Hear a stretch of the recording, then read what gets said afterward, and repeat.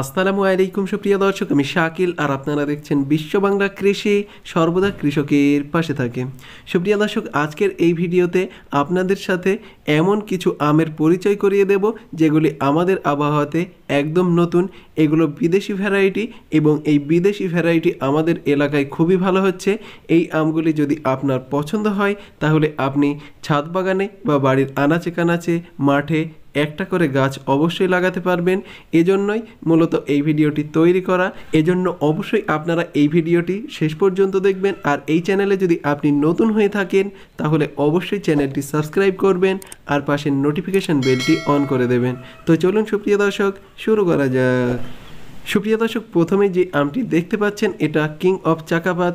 এই আমটি দেখতে অত্যন্ত সুন্দর, এর উপর একদম রেডিশ কালার আসে, লেড ভ্যারাইটি, এবং এই আমটি 1200 থেকে 1300 গ্রাম ওজন হয়। এটা বড় সাইজের একটা লেড ভ্যারাইটি আম এবং অল্টারনেট বেয়ারিং না থাকায় এই গাছে প্রতি বছরেই ফল হয়।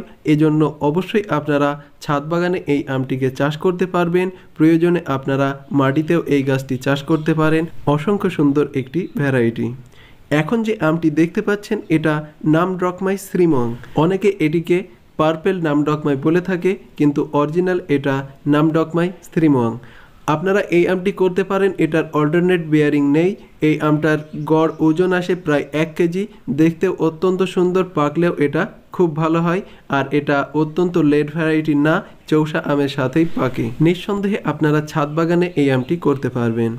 এখন যে আমটি দেখতে পাচ্ছেন এটা মানকিনডাং।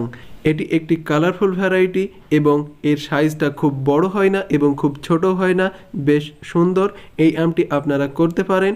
এটাও অসংখ্য সুন্দর কালারফুল ভ্যারাইটি এবং এটা অত্যন্ত লেট ভ্যারাইটি না, এটা মাঝামাঝি সময়েই এটা পেকে যায়।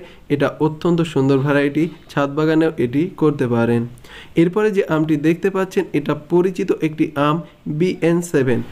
এটাও কালারফুল ভ্যারাইটি, দেখতে অসংখ্য সুন্দর হয় এবং এই আমটি চেনার উপায় হচ্ছে এর উপরের দিকটা একটু বেঁকা থাকবে এবং আমটা প্রায় 4 কোণ সাইজে আসবে।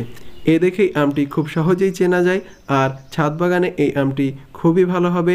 আপনাদের প্রয়োজন হলে অবশ্যই একটি BN7 এর চারা রোপণ করতে পারেন। সুপ্রিয় দর্শক, এরপরের আমটি দেখতে পাচ্ছেন এটা তাইওয়ান রেড। এটা অত্যন্ত রেডিশ কালার আসে, পাকলে এই আমটি টকটকে লাল হয়ে যাবে। খুব বেশি বড় সাইজের না, এটা মিডল সাইজ, কিন্তু আমটি অনেকটাই লম্বা হয়। আপনারা এই আমটি ছাদ বাগানে করতে পারবেন বা মাঠেও এই আমটি চাষ করতে পারেন। অসংখ্য সুন্দর একটি ভ্যারাইটি। আর এর পাকা আমের ছবি আমি ডিসপ্লেতে দিয়ে দিচ্ছি, আপনারা দেখতে পাবেন। অসংখ্য সুন্দর একটি ভ্যারাইটি।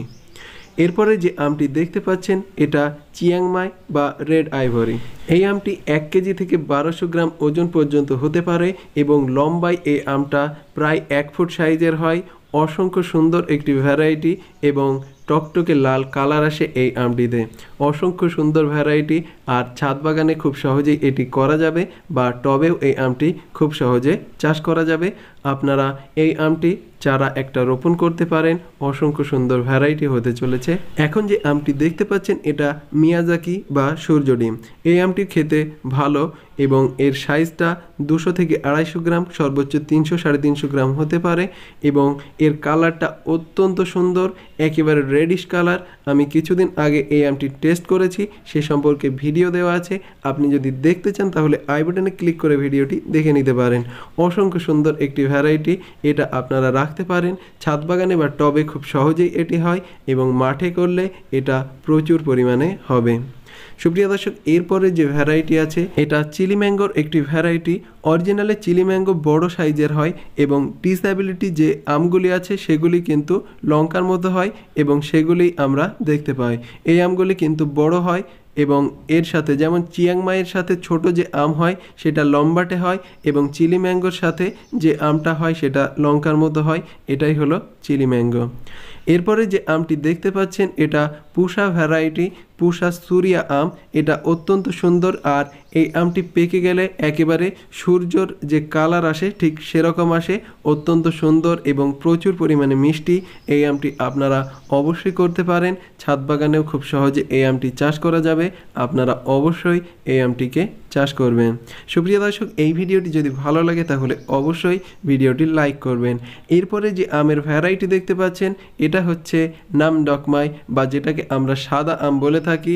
অরিজিনালি এটা গোল্ডেন কালার আসে, অত্যন্ত সুন্দর একটি আমের ভ্যারাইটি। সুপ্রিয় দর্শক, আশা করি আপনাদের এই ভিডিওটি ভালো লেগেছে। ভিডিওটি ভালো লাগলে অবশ্যই লাইক করবেন এবং চ্যানেলটিকে সাবস্ক্রাইব করতে মোটেও ভুলবেন না।